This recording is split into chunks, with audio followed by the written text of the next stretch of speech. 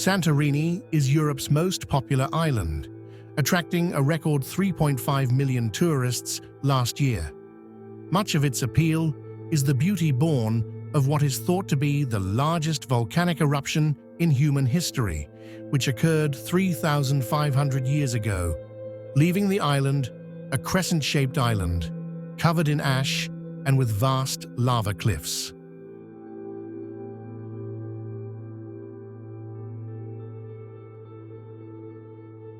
The waters around Santorini have been hit by a series of extraordinarily powerful earthquakes in the past 72 hours.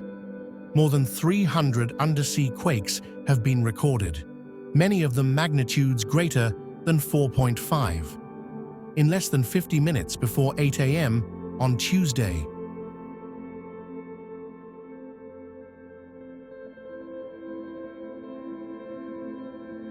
On the second day of feeling the ground shaking beneath her feet, Veronica Balabonidi decided it was time to leave Santorini. At 4:30 a.m. on Sunday, she and her two young children were on a ferry bound for the port of Piraeus, surrounded by other families fleeing the Aegean island.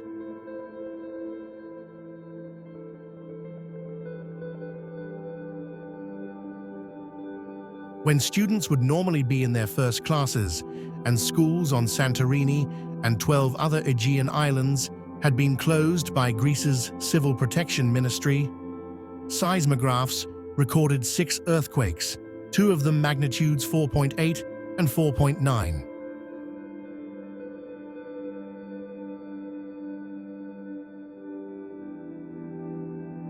The ground shook so often it was unsettling. We locals were used to earthquakes. Our real worry was the volcano, the fear that it might erupt and start spewing toxic fumes.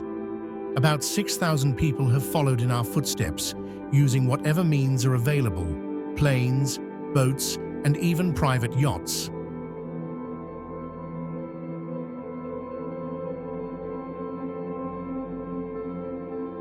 The country's national airline announced that it had flown 2,700 passengers from Santorini to the Greek capital in the past 48 hours, after doubling the number of flights to the island on Monday. As night falls on a day punctuated by the strongest earthquake and quake ever recorded, measuring 5.0 on the Richter scale.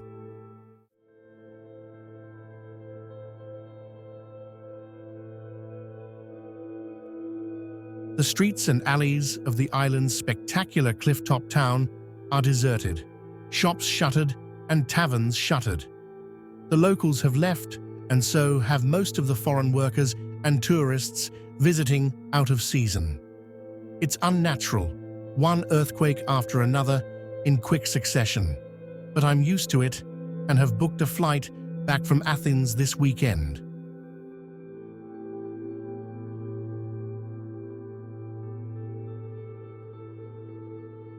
For disaster experts, the big question now is whether the seismic activity is a harbinger of a much stronger earthquake that could trigger a tsunami or even a volcanic eruption.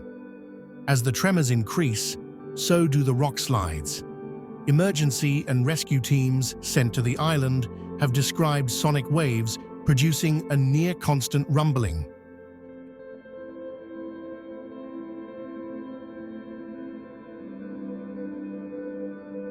If seismologists agree on one thing, it is that the fault line that produced a magnitude 7.7 quake and devastating tsunami in 1956, which killed 53 people and injured more than 100, has been activated between Santorini and Amorgos, the easternmost island in the Cyclades.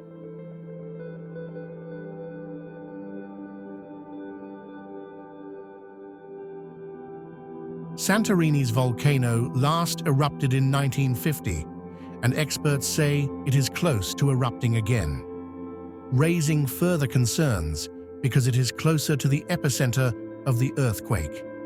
Greece's Ministry of Climate Crisis and Civil Protection said last week that monitoring sensors had picked up mild seismic volcanic activity inside the island's caldera,